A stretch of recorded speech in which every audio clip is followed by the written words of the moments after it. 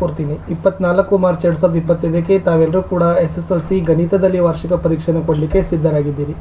So ಯಾರೆಲ್ಲ ತಯಾರಿ ಹೇಗಿದೆ, ಸೊ ನಿಮ್ಮ ಫೈನಲ್ ಪ್ರಿಪ್ರೇಷನ್ ಹೇಗಿರಬೇಕು, ಒಂದು ಚೆಕ್ ಲಿಸ್ಟ್ ಏನದ, ಸ್ಕೋರಿಂಗ್ದವ್ರಿಗೆ ಏನೆಲ್ಲ ಟಿಪ್ಸ್ ಕೊಡಬೇಕು, ಪಾಸಿಂಗ್ದವ್ರಿಗೆ ಏನು ಟ್ರಿಕ್ಸ್ ಕೊಡಬೇಕು, ಜೊತೆಗೆ ಒಂದು ಟಾಪರ್ ಆನ್ಸರ್ ಸೀಟನ್ನು ತಂದಿದ್ದೀನಿ. ಆ ಟಾಪರ್ ಆನ್ಸರ್ ಸೀಟಲ್ಲಿ ಯಾವ ತನಗೆ 80 ಮಾರ್ಕ್ಸನ್ನು ಸೆಕ್ಯೂರ್ ಮಾಡಿದ್ದಾರೆ ಅನ್ನೋದನ್ನು ಸಹಿತ ವಿಡಿಯೋದ ಕಡೆವರೆಗೂ ಕೂಡ ಹೇಳ್ತೀನಿ. ಖಂಡಿತವಾಗಿ ಸೀಕ್ರೆಟ್ಗಳನ್ನು ಹೇಳ್ತೀನಿ, ಅದನ್ನು ಕಡೆವರೆಗೂ ನೋಡಿ ಅಂತ ಹೇಳ್ತಾ ವಿಡಿಯೋನ ಲೈಕ್, ಶೇರ್ ಹಾಗೂ ಸಬ್ಸ್ಕ್ರೈಬ್ ಮಾಡೋದನ್ನು ಮಾತ್ರ ಮರೆಯದಿರಿ.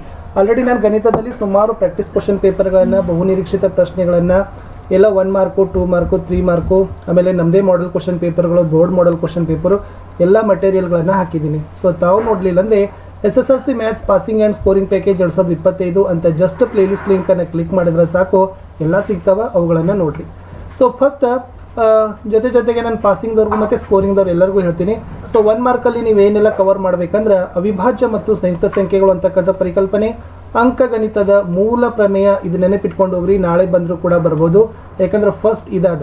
ನೆಕ್ಸ್ಟ್ ಒಂದು ಸಂಖ್ಯೆಯನ್ನು ಅವಿಭಾಜ್ಯ ಅಪವರ್ತನಗಳ ಗುಣಲಬ್ಧವಾಗಿ ವ್ಯಕ್ತಪಡಿಸೋದು, 2 ಸಂಖ್ಯೆಗಳ ಮಸ ಮತ್ತು ಲಸವನ್ನು ಬರೆಯೋದು, ವರ್ಗ ಬಹುಪದೋಕ್ತಿಯ ಆದರ್ಶ ರೂಪ, ಇದೇನ ರೌಂಡ್ ಆಗ್ತಾ ಇದ್ದೀನಲ್ಲ, ಪಾಸಿಂಗ್ದವರು ಇದನ್ನು ಚೆನ್ನಾಗಿ ಕಲ್ಕೊಂಡು ಹೋಗ್ರಿ. ವರ್ಗ ಬಹುಪದೋಕ್ತಿಯ ಆದರ್ಶ ರೂಪ, ಅಲ್ಲಿ ರೇಖಾತ್ಮಕ, ವರ್ಗ ಮತ್ತು ಘನ 3 ಬರ್ತವೆ. ಓಕೆನಾ. ಬಹುಪದೋಕ್ತಿಯ ಡಿಗ್ರಿ ಬರೆಯೋದು, ಒಂದು ಬಹುಪದೋಕ್ತಿ ಕೊಡ್ತಾರೆ, ಹೆಚ್ಚು ಘಾತ ಸೂಚಿ ಇತ್ತಂದ್ರೆ ಅದರ ಡಿಗ್ರಿ ಇರ್ತದೆ, ಇಲ್ಲಿನೂ ಕೂಡ ಆರಾಮಾಗಿ ನೀವು 1 ಮಾರ್ಕ್ಸನ್ನು ಪಡಿತೀರಿ. ಇನ್ನು ಶೂನ್ಯತೆಗಳ ಮೊತ್ತ ಮತ್ತು ಗುಣಲಬ್ಧದ ಮೇಲೆ ಪ್ರಶ್ನೆಗಳು 1 ಮಾರ್ಕ್ಸಿಗೆ ಬರ್ಬೋದು. ಓಕೆನಾ. ಶೂನ್ಯತೆಗಳ ಮೊತ್ತ ಮತ್ತು ಗುಣಲಬ್ಧಗಳನ್ನು ಕೊಟ್ಟಾಗ ವರ್ಗ ಬಹುಪದೋಕ್ತಿ ರಚಿಸ್ತಕ್ಕಂಥ ಲೆಕ್ಕ, ಏಕಕಾಲಿಕ ಸಮೀಕರಣಗಳ ಸಾಮಾನ್ಯ ರೂಪ ಹೇಗಾಗಿರ್ತದೆ, ಏಕಕಾಲಿಕ ಸಮೀಕರಣಗಳ ಸಹಗುಣಕಗಳ ಅನುಪಾತಗಳು ಹೇಗಿರ್ತವೆ, ವರ್ಗ ಸಮೀಕರಣದ ಆದರ್ಶ ರೂಪ ax² bx + c = 0, ಅದನ್ನು ನೋಡ್ಕೊಂಡೋಗಿ, ಇದು ಕೂಡ 1 ಮಾರ್ಕಿಗೆ ಬರ್ತಕ್ಕಂಥ ಫಿಕ್ಸ್ ಆಗಿರ್ತಕ್ಕಂಥ ಕ್ವಶನ್ಸ್ ಇದಾವೆ. ಇನ್ನು ವರ್ಗ ಸಮೀಕರಣದ ಶೋಧಕ b² - 4ac. ಸೊ ನಿಮ್ಮೆಲ್ಲರಿಗೂ ಗೊತ್ತಿದೆ ಸಮಾಂತರ ಶ್ರೇಣಿಯ ಸೂತ್ರಗಳು. ನೋಡಿ, ಸಮಾಂತರ ಶ್ರೇಣಿಯ ಸೂತ್ರಗಳಲ್ಲಿ ಬೆಸ ಸಂಖ್ಯೆಗಳನ್ನು ಕೊಟ್ಟಾಗ, ಸಮ ಸಂಖ್ಯೆಗಳನ್ನು ಕೊಟ್ಟಾಗ ಅವೆಲ್ಲವುಗಳನ್ನು ನಿಮಗೆ ಗೊತ್ತಿರಬೇಕು. ಇನ್ನು n ಪದ ಕೊಟ್ಟಾಗ ಪದಗಳನ್ನು ಕಂಡುಹಿಡಿತಕ್ಕಂಥದ್ದು, 3 ಪದಗಳನ್ನು ಕೊಟ್ಟಾಗ ಮಧ್ಯದ ಪದವನ್ನು ಕಂಡುಹಿಡಿಯೋದು, ಇದು ಸ್ವಲ್ಪ ನೋಡ್ಕೊಂಡೋಗಿ. ಆಮೇಲೆ ಸಮಾಂತರ ಶ್ರೇಣಿಯಲ್ಲಿ ಅಥವಾ ಶ್ರೇಣಿಗಳಲ್ಲಿ ಸಾಮಾನ್ಯ ವ್ಯತ್ಯಾಸ ಬರೀತಕ್ಕಂಥದ್ದು, ವೆರಿ ಮೋಸ್ಟ್ ಇಂಪಾರ್ಟೆಂಟ್, ಮೂಲ ಸಮಾನುಪಾತತೆಯ ಪ್ರಮೇಯ ಮತ್ತು ವಿಲೋಮದ ನಿರೂಪಣೆ 1 ಮಾರ್ಕ್ಸಿಗೆ ಡೆಫಿನೆಟ್ ಆಗಿ ಬರ್ತಕ್ಕಂಥ ಪ್ರಶ್ನೆಗಳಿದಾವೆ.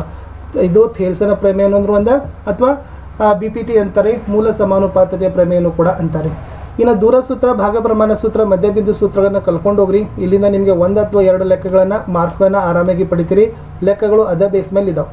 ಇನ್ನು ಮೂಲ ಬಿಂದುವಿನಿಂದ ಒಂದು ಬಿಂದುವಿಗಿರುವ ದೂರ, ತ್ರಿಕೋನಮಿತಿಯ ಅನುಪಾತಗಳು, ಇದನ್ನು ಕಲ್ಕೊಂಡು ಹೋದ್ರೆ ನಿಮಗೆ 2 ಮಾರ್ಕ್ಸ್ ಫಿಕ್ಸ್. ಆ ಕೋನಗಳ ಮೇಲೆ, ಲಂಬ ಕೋನ ಮೇಲೆ ಇರ್ತಕ್ಕಂಥ ಲೆಕ್ಕಗಳು. ಇನ್ನು ಡೆಫಿನೇಷನ್ಸ್ ನಿಮಗೆ ಬಂತಂದ್ರೆ ಏನು ಬರ್ಬೋದು, ಸ್ಪರ್ಶಕ, ಛೇದಕ, ಸ್ಪರ್ಶ ಬಿಂದು, ಇದು ನೆನಪಿಟ್ಕೊಡ್ರಿ. 1 ಮಾರ್ಕ್ಸ್ ಅಂತೂ ಕೂಡ ಫಿಕ್ಸ್ ಆಗಿ ಬರ್ತಕ್ಕಂಥ ಕ್ವಶನ್.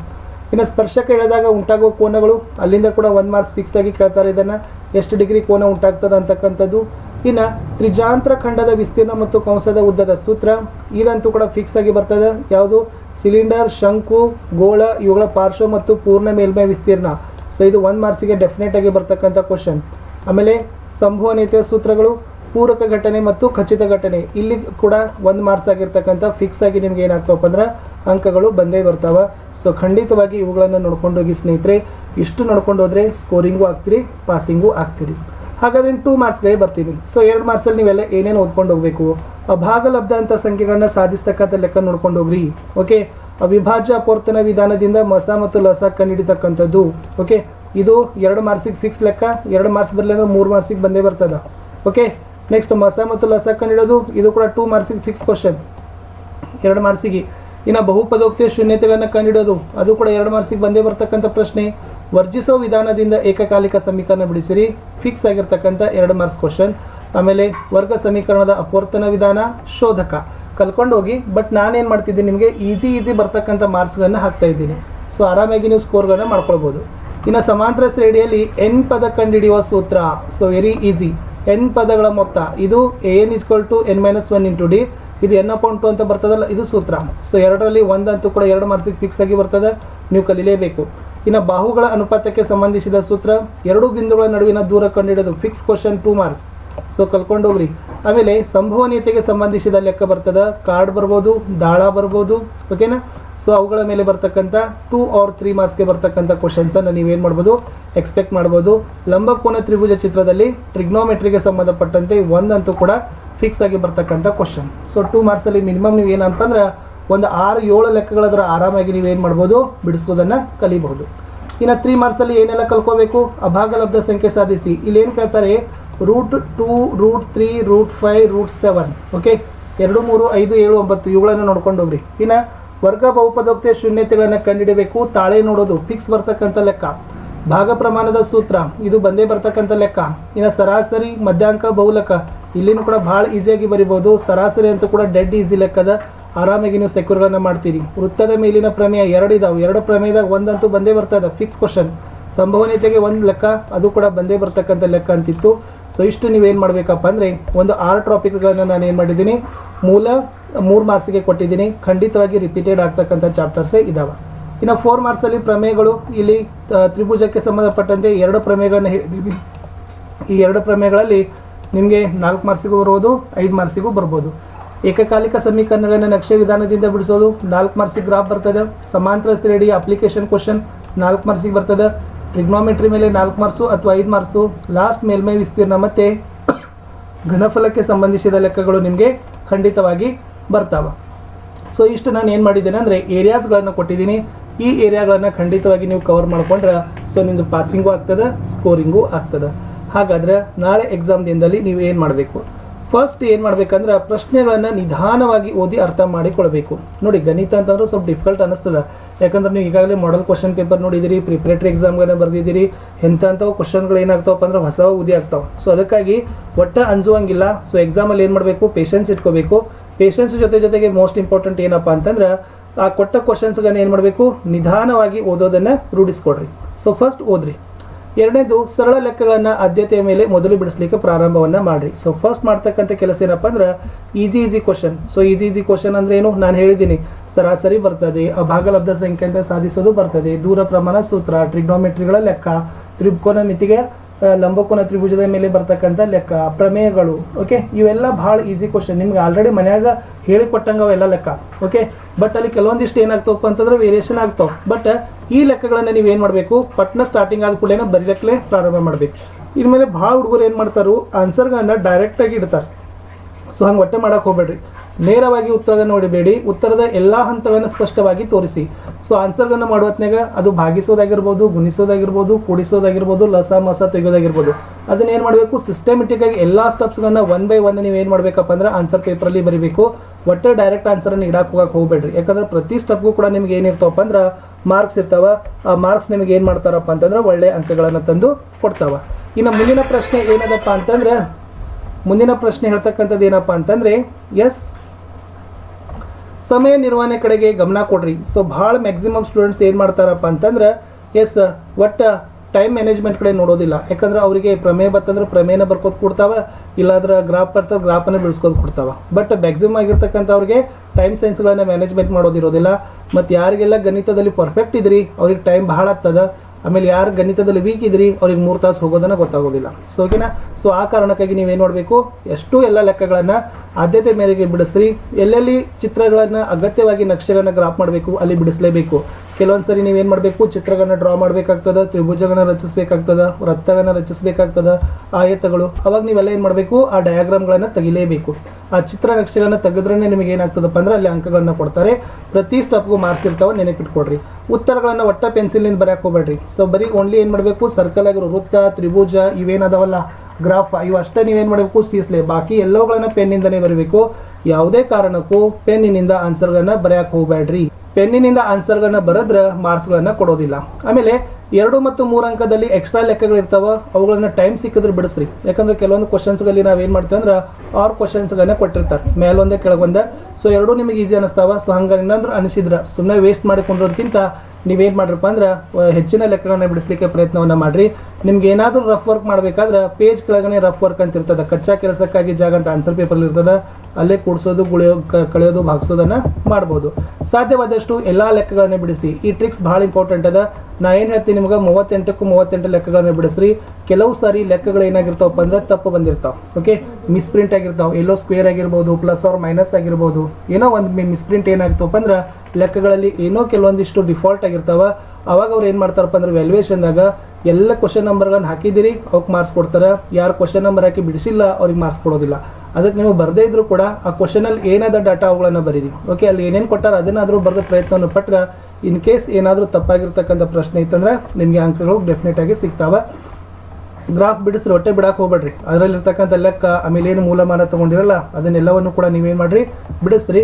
ಸೊ ಖಂಡಿತವಾಗಿ ಒಳ್ಳೇದಾಗ್ತದೆ ಅಂತ ಹೇಳ್ತಾ, ಸೊ ಟಾಪರ್ ಆನ್ಸರ್ ಸೀಟ್ ಅದ 80ಗೆ 80 ಔಟ್ ಆಫ್ ಮಾರ್ಕ್ಸ್ ತೊಗೊಂಡಿರ್ತಕ್ಕಂಥ ಪೇಪರ್ ಅದ. ಶಾರ್ಟಾಗಿ ತೋರಿಸ್ಲಿಕ್ಕೆ ಹೋಗ್ತೀನಿ, ವಿಡಿಯೋ ಲೆಂತ್ ಭಾಳ ಇದೆ.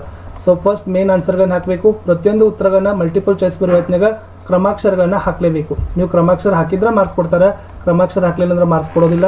ಆಮೇಲೆ ಒಂದೊಂದು ಉತ್ತರಗಳನ್ನ ಒಂದೊಂದು ಜಾಗ ಬಿಡ್ರಿ, ಒಟ್ಟು ಯಾವುದೇ ಗೊಂದಲಕರವಾಗಿ ಮಾಡಕ್ಕೆ ಹೋಗ್ಬಿಡ್ರಿ. MCQಗಳನ್ನ ಖಾಟಾಕಿ ಬರೆಯಕ್ಕೆ ಹೋಗ್ಬೇಡ್ರಿ. MCQ ಖಾಟಾಕಿ ಬರ್ದ್ರೆ ಮಾರ್ಕ್ಸ್ ಕೊಡೋದಿಲ್ಲ.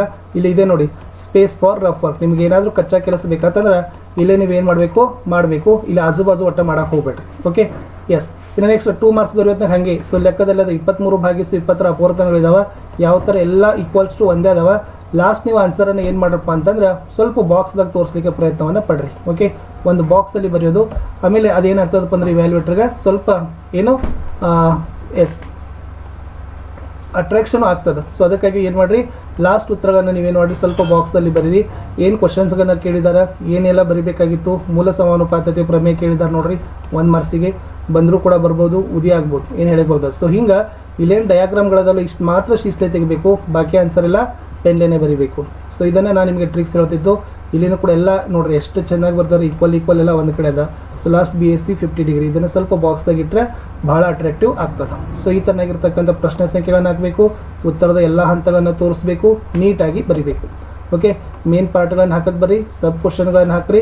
ಉತ್ತರದ ಎಲ್ಲ ಹಂತಗಳನ್ನು ನೀವು ತೋರಿಸಿದ್ರೆ ಖಂಡಿತವಾಗಿ ನಿಮ್ಗೆ ಏನು ಮಾಡ್ತಾರಪ್ಪ ಅಂದ್ರೆ ಅಂಕಗಳನ್ನು ಕೊಡ್ತಾರೆ. ಏನಾದರೂ ಕಂಟಿನ್ಯೂ ಇತ್ತಂದ್ರೆ ಮುಂದಿನ ಪುಟದಲ್ಲಿ ಮುಂದುವರಿಸಿದೆ. ಸೊ ನೋಡ್ರಿ ಎಷ್ಟು ಚಂದ ಬರೋದು ಏನು ಮಾಡಿದ್ದಾರೆ, ಮತ್ತೆ ಇಲ್ಲಿ ತೊಗೊಂಡಿದ್ದಾರೆ. ಇದನ್ನು ನೀವು ಸ್ವಲ್ಪ ಏನು ಮಾಡಿರಿ, ಬಾಕ್ಸ್ದಾಗ ಇಡ್ರಿ. ಸೊ ಇಷ್ಟು ಬರೆದ್ರೆ ಖಂಡಿತವಾಗಿ ನಿಮ್ದು ಏನಾಗ್ತದಪ್ಪ ಅಂದ್ರೆ ಸ್ಕೋರಿಂಗ್ ಒಳ್ಳೇದಾಗ್ತದೆ. ಇದು ಕೂಡ ಒಂದು ಒಳ್ಳೆಯ ಆನ್ಸರ್ ಪೇಪರ್ ಇತ್ತು. ಔಟ್ ಆಫ್ ಔಟ್ ಐತೆ ಅಂದ್ರೆ ಅದೇನು ಕಡಿಮೆ ಅಲ್ಲ. ಅಂದರೆ ಎಲ್ಲ ಸ್ಟೆಪ್ಸ್ ಇದ್ರೇ ಮಾರ್ಕ್ಸ್ಗಳನ್ನ ಕೊಟ್ಟಿರ್ತಾರೆ. ಸೊ ಎಲ್ಲ ಸ್ಟೆಪ್ಸ್ ಇರಲಿಲ್ಲ ಅಂದ್ರೆ ಮಾರ್ಕ್ಸ್ಗಳನ್ನ ಕೊಡೋದಿಲ್ಲ. ಮತ್ತು ಈಚ್ ಆ್ಯಂಡ್ ಎವ್ರಿ ಒನ್ ಎಲ್ಲ ಪ್ರತಿ ಸ್ಟೆಪ್ಗೆ ಏನು ಮಾಡಿರ್ತಾರೆ, ಅರ್ಧ ಮಾರ್ಕ್ಸ್ ಅಂತ ಏನು ಮಾಡಿರ್ತಾರೆ, ಇವ್ಯಾಲ್ಯೂಯೇಟರ್ ಇಟ್ಟಿರ್ತಾರೆ. ಸೊ ಅದಕ್ಕಾಗಿ ನೀವು ಏನು ಮಾಡಬೇಕು, ಖಂಡಿತವಾಗಿ ಪೇಪರಲ್ಲಿ ಆಲ್ ಸ್ಟೆಪ್ಸ್ಗಳನ್ನು ತೋರಿಸ್ರಿ. ಶಾರ್ಟ್ಕಟ್ ಮೆಥಡ್ಸ್ಗಳನ್ನ ಯೂಸ್ ಮಾಡೋಕ್ಕೆ ಹೋಗ್ಬೇಡ್ರಿ. ಟೈಮ್ ಮ್ಯಾನೇಜ್ಮೆಂಟ್ ನೋಡಿರಿ, ಎಲ್ಲ ಪ್ರಶ್ನೆಗೆ ಉತ್ತರಗಳನ್ನ ಬರೀ. ಒಟ್ಟು ನೀವು ಉತ್ತರಗಳನ್ನ ಬಿಟ್ಟು ಬಂದ್ರಿ, ಸೊ ನಿಮ್ಮದು ಮಾರ್ಕ್ಸ್ ಹೋಯ್ತು ಅಂತ ತಿಳ್ಕೊಡ್ರಿ. ನೀವು ಒಟ್ಟು ಉತ್ತರ ಬಿಡಕ್ಕೆ ಹೋಗ್ಬೇಡ್ರಿ. ಸೊ ಪ್ರತಿ ಪ್ರಶ್ನೆ ಉತ್ತರಗಳನ್ನ ಬರೀರಿ. ಮೇನ್ ಕ್ವಶನ್ಸ್ಗಳು ಏನಿದಾವಲ್ಲ ಅವುಗಳನ್ನಾದರೂ ನೀವು ಏನು ಮಾಡಬೇಕು, ಬರೀಲೇಬೇಕು. ಸೊ 50 ಮಾರ್ಕ್ಸ್ ಅಂದರೂ ಈ ಮ್ಯಾಥಮೆಟಿಕ್ಸಲ್ಲಿ ಏನದಪ್ಪ ಅಂದ್ರೆ ಕೈಯಾಗದಾವೆ. ಓಕೆ, 50 ಅಂಕಗಳ ಕೈಯಾಗ ಇದಾವೆ. ಅದರಲ್ಲಿ ಏನು ಭಾಳ ಕಷ್ಟ ಅಂತ ಏನಲ್ಲ. ಸೊ ಬೇಕಾದ್ರೆ ನಾನು ನಿಮಗೆ ಇನ್ನೂ ಒಂದು ಸರಿ ಹೇಳ್ತೀನಿ, ಯಾವೆಲ್ಲ ಏರಿಯಾಗಳನ್ನು ನೀವು ನೋಡ್ಕೊಂಡು ಹೋಗ್ಬೇಕು ಅನ್ನೋದನ್ನು. ಸಮಾಂತರ ಶ್ರೇಣಿಗಳು, ವೃತ್ತಗಳು, ತ್ರಿಭುಜಗಳು, ಘನಫಲ ಮೇಲ್ಮೈ ವಿಸ್ತೀರ್ಣಗಳು. ಓಕೆ, ಇದ್ರ ಮೇಲೆ ನಿಮಗೆ 25 ಮಾರ್ಕ್ಸ್ ಬಂದು. ಸಮಾಂತರ ಶ್ರೇಣಿಗೆ ಚೆನ್ನಾಗಿ ಕಲ್ಕೊಂಡ್ರೆ 6 ಮಾರ್ಕ್ಸ್ ಬರ್ತಾವೆ.